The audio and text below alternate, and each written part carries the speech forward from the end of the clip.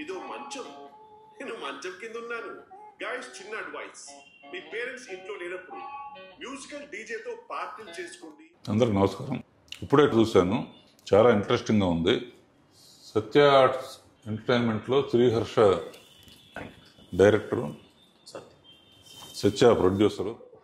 కొత్త వాళ్ళు సబ్జెక్టులన్నీ కొత్తగా చాలా ఇంట్రెస్టింగ్గా తీస్తున్నారు.